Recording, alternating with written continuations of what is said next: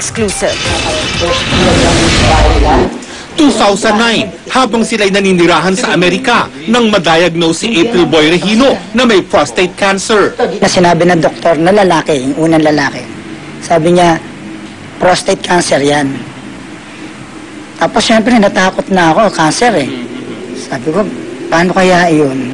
Nayanig ang pamilya ni April Boy sa dumapong karamdaman sa singer. Mami ko, kapatid ko, umiyak kami dahil nga si daddy hindi naman namin expected na magkakaroon ng prostate cancer. So, pagkatapos po, lagi po nalulungkot, tas dasal ng dasal para lang kung ano man ng sana bigyan ng miracle ni God na gumaling si Dad. Parang na ako nun, hindi na ako makakain. Talagang iniisip ko, parang torture sa'yo eh, di ba?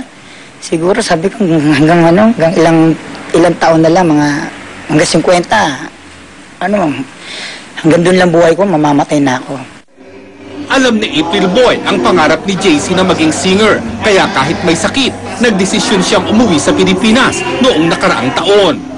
Gumawa ng album sina April at JC na walang nakakaalam ng karamdaman ni April Boy.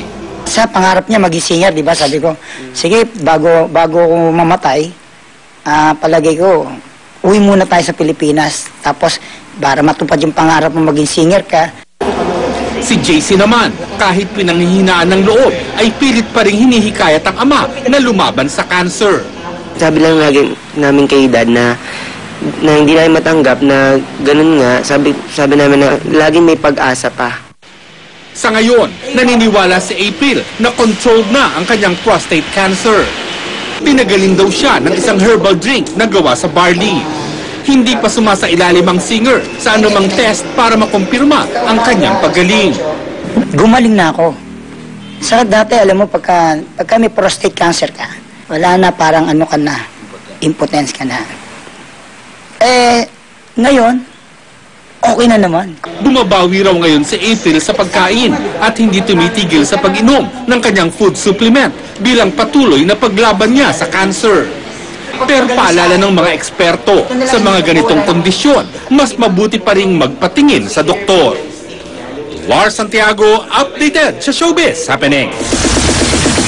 At yan po